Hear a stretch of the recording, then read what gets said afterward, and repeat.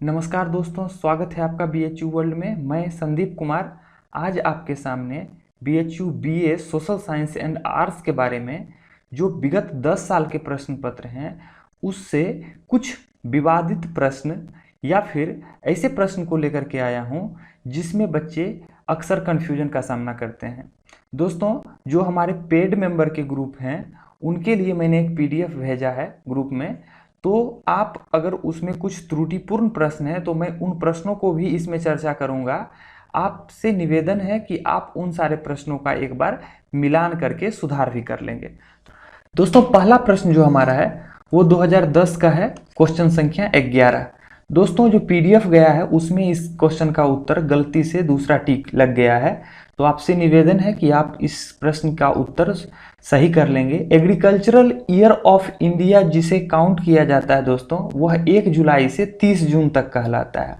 Agricultural year जिस तरह से हम फाइनेंशियल ईयर निकालते हैं, वित्तीय वर्ष निकालते हैं, ठीक उसी प्रकार से एक एग्रीकल्चर कृषि वर्ष का भी एक समय विस्तार होता है जो कि भारत में 1 जुलाई से 30 जुलाई तक है। चलिए अगला दोस्तों देखते हैं, अगला प्रश्न क्या है। अगला प्रश्न है, निम्नलिखित में से कौन सा युग्म सुमेलित नहीं है। मतलब प्रश्न आपसे यह पूछा जा रहा है कि आप उस युग्म के बारे में बतलाइए जो सुमेलित नहीं है, जो सही नहीं है। तो दोस्तों देखिए, इस प्रश्न में जो भी आपसे प्रश्न पूछे गए हैं उसके अंतर्गत जो मथुरा है वह गंगा नदी के किनारे बतलाया गया है।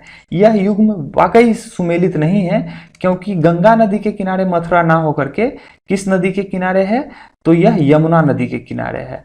जबकि दोस्तों जो PDF है उसमें भुवनेश्वर महानदी टिक लग गया है। दोस्तों एक चीज आप याद रखेंगे कि भुवनेश्वर जो है वह महानदी के सहायक नदी के किनारे स्थित है, और यही मूल कारण था कि विश्वविद्यालय ने इस प्रश्न को निरस्त कर दिया। चलिए आगे देखते हैं, राष्ट्रीय महिला आयोग की स्थापना कब हुई। दोस्तों राष्ट्रीय महिला आयोग की स्थापना जो है 1992 में हुई है। आप इसको भी देख लेंगे, यह भी एक इम्पोर्टेंट प्रश्न है। अगला प्रश्न देखते हैं, 2010 का 68 नंबर प्रश्न है। देखिए, लोकसभा का जो स्पीकर है वो अगर रिजाइन देना चाहता है और रिजाइन किया तो वो रिजाइन किसको देगा, वो अपना रिजाइन पत्र जो होता है वो किसको सौंपेगा, प्रश्न यह है। तो दोस्तों ये जो PDF में ये इसका उत्तर है वो गलती से शायद टिक हो गया है प्रेसिडेंट, जो कि गलत है। दोस्तों देखिए, सबसे पहले तो मैं इस प्रश्न को आप देखें तो हिंदी और इंग्लिश में जो प्रश्न का व्याख्या है वो अलग अलग है। यहाँ पे स्पीकर ऑफ लोकसभा है, लेकिन हिंदी में संसद का अध्यक्ष है, जबकि यहाँ क्या होना चाहिए था, यहाँ होना चाहिए लोकसभा का अध्यक्ष। लोकसभा के अध्यक्ष के बारे में जब प्रश्न पूछ रहा है तो संसद के तो 3 अंग होते हैं, राष्ट्रपति भी होता है, लोकसभा होता है, राज्यसभा होता है। लेकिन केवल लोकसभा की बात जब की जाएगी तो लोकसभा के जो स्पीकर होंगे वो अपना त्यागपत्र उस सभा के उपाध्यक्ष को सौंपेंगे, यानी लोकसभा के उपाध्यक्ष को सौंपेंगे।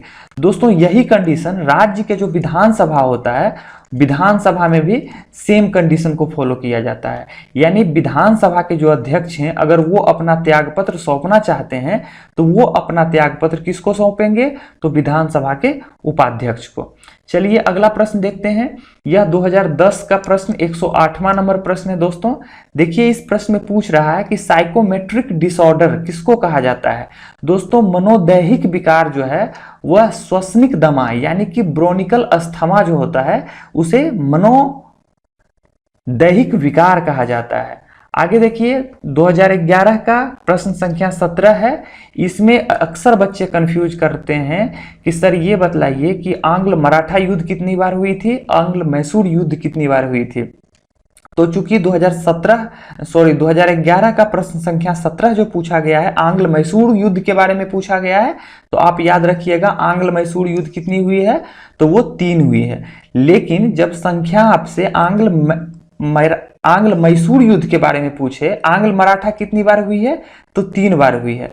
लेकिन दोस्तों जब यह प्रश्न पूछे कि आंग्ल मैसूर युद्ध कितनी बार हुई है, तो इसका उत्तर क्या हो जाएगा, इसका उत्तर हो जाएगा 4। कुल 4 बार आंग्ल मैसूर युद्ध हुआ है, जिसमें कि 2 बार हैदर अली के समय में और 2 बार टीपू सुल्तान के समय में।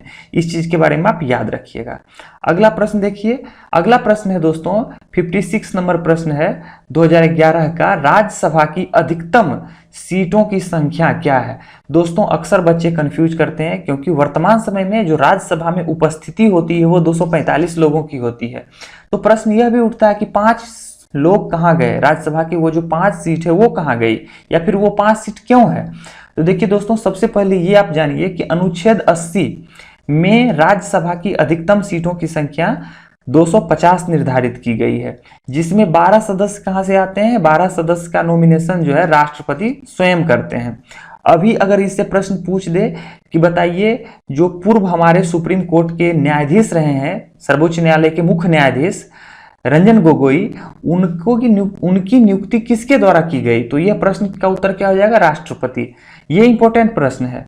लेकिन दोस्तों जब प्रश्न आपसे 2050 मैक्सिमम के बारे में पूछा जाएगा तो आप इस चीज को इस ढंग से भी याद रख सकते हैं कि जो हमारा जम्मू कश्मीर का जो कुछ क्षेत्र विवादित है वहां के 5 सीट जो है अभी भी खाली हैं, और यही सीट खाली होने के कारण जो है अभी वर्तमान समय में 245 लोग ही दिखाई पड़ते हैं राज्यसभा में, जबकि मैक्सिमम सीटों की संख्या कितनी है, 250।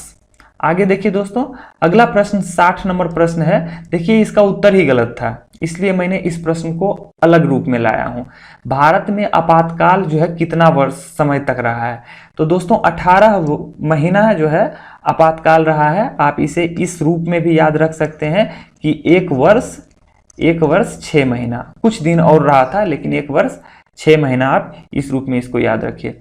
चलिए आगे देखिए, नदियों में पानी प्रदूषण की मात्रा माप पानी में किस गैस की उपस्थिति से पता लगाया जा सकता है। दोस्तों जो हमारे जीव जंतु पानी के अंदर रहते हैं, जब वो श्वसन लेते हैं, ऑक्सीजन ग्रहण करते हैं, तो उनके ऑक्सीजन ग्रहण करने की मात्रा के कारण ही जो है हम किसी पानी को कितना प्रदूषित है, कितना कम प्रदूषित है, कितना ज़्यादा प्रदूषित है, इसके बारे में पता लगाते हैं। तो दोस्तों जब प्रदूषण ज़्यादा होगा पानी में या नदियों में या समुद्र में, तो उसमें ऑक्सीजन की मात्रा क्या हो जाएगी, घट जाएगी। ऑक्सीजन की मात्रा क्या हो जाएगी, घट जाएगी। लेकिन जब नदियों में पानी की प्रदूषण की मात्रा कम होगी तो उसमें ऑक्सीजन की मात्रा क्या हो जाएगी, बढ़ जाएगी। ऑक्सीजन की मात्रा बढ़ जाएगी और जो जीव जंतु हैं वो ऑक्सीजन को आसानी से ग्रहण करेंगे। यानी ऑक्सीजन जो है एक आधार है नदियों में प्रदूषण की मात्रा को मापने के लिए। चलिए अगला प्रश्न देखते हैं। ये 2011 का प्रश्न संख्या 102 है। इस प्रश्न में दोस्तों पूछ रहा है कि केद्रेमुख लौह खनिज परियोजना जो है वह किस राज्य में स्थित है। तो दोस्तों तमिलनाडु का बॉर्डर पर तो स्थित है, लेकिन तमिलनाडु में स्थित नहीं है, इस चीज को आप याद रखेंगे। मुख्य रूप से केद्रेमुख जो है कर्नाटका में स्थित है। शायद प्रश्न पीडीएफ में ये भी गलती है, आप इस प्रश्न को भी गौर से देखेंगे, उसको याद कर लेंगे। चलिए अगला प्रश्न देखिए, आजाद हिंद फौज का गठन। पीडीएफ में इसका उत्तर दोस्तों सही गया हुआ है, लेकिन बच्चे कंफ्यूज थे, बार बार प्रश्न को पूछ रहे थे, इसलिए मैंने इस प्रश्न को यहाँ पे लिख दिया हूं। दोस्तों आजाद हिंद फौज का गठन जो है किस देश में हुआ, तो देखिए प्रश्न इस तरह से घुमा करके पूछता है कि बच्चे कंफ्यूज कर जाते हैं। जब आजाद हिंद फौज की बात हो तो उसका उत्तर क्या हो जाएगा, जापान। लेकिन जब आजाद हिंद सरकार की बात हो, गवर्नमेंट की बात हो, तो दोस्तों इसका उत्तर हो जाएगा सिंगापुर। इसका उत्तर क्या हो जाएगा, सिंगापुर। लेकिन दोस्तों आजाद हिंद फौज का गठन जापान में ही हुआ, यह कहना भी एक विवादास्पद है। अगर प्रश्न में उत्तर साउथ ईस्ट एशिया लिखा हुआ रहे, साउथ ईस्ट एशिया लिख करके आए, तो ये आप समझिए कि ये उत्तर जो है काफी सटीक है। अगला प्रश्न देखते हैं। अगला प्रश्न 2011 का 162 नंबर है। देखिए सुमुख पूछा है, आपसे प्रश्न पूछा है कि सुमुख का विलोम शब्द क्या है। तो दोस्तों सुमुख जो होता है और सम्मुख दोनों दो चीज हैं, आप इस चीज को याद रखेंगे। जब सुमुख का विलोम शब्द पूछेगा तो इसका उत्तर क्या हो जाएगा, दुर्मुख, गंदा मुंह वाला। लेकिन जब आपसे प्रश्न सम्मुख पूछेगा, जो इसमें दिया हुआ विकल्प संख्या 1 है कि बतलाइए इसका सर क्या होगा, तो इसका उत्तर देखिए विलोम शब्द इसका विमुख है, यानी सम्मुख का विलोम शब्द विमुख हुआ। चलिए 2012 का प्रश्न संख्या 48 देख लेते हैं। यह भी एक कंफ्यूजन वाला प्रश्न है, और दूसरा चीज यह प्रश्न भी विवादित है। इसका उत्तर मानव होगा कि बंदर होगा, यह जो है कहा नहीं जा सकता है, लेकिन फिर भी जो है मैंने 2 बार भेजा और दोनों बार इसका उत्तर गलती में भेज दिया हूँ, इसके लिए मैं क्षमा चाहता हूँ आपसे। लेकिन दोस्तों आप इस चीज़ को सुधार लेंगे और याद रखेंगे कि RH फैक्टर जो है उसका एसोसिएशन ह्यूमन ब्लड से है, ह्यूमन ब्लड यानी मानव समुदाय से है। लेकिन RH फैक्टर के बारे में ये पूछा जाएगा कि बतलाइए RH फैक्टर जो है उसका टेस्ट सबसे पहले किस पे किया गया था। तो दोस्तों इसका टेस्ट सबसे पहले किस पे किया गया था, बंदर पे किया गया था। लेकिन इसका एसोसिएशन किसके साथ में है, तो ह्यूमन बीइंग, मानव शरीर के साथ। आगे देखिए अगला प्रश्न है 86 नंबर। इसमें यह प्रश्न है कि भारतीय स्वतंत्रता अधिनियम 1947 कब पारित किया गया। सारे विकल्प गलत हैं, इसका उत्तर होगा 18 जुलाई 1947। आप इसको नोट कर लेंगे, क्वेश्चन संख्या 88 है। देखिए माउंटबेटन योजना के तहत 4 जुलाई 1947 को ब्रिटिश संसद ने भारतीय स्वतंत्रता अधिनियम 1947 को पेश किया गया। देखिए या तो भारतीय स्वतंत्रता अधिनियम कहिए या माउंटबेटन योजना कहिए, बात बराबर ही है।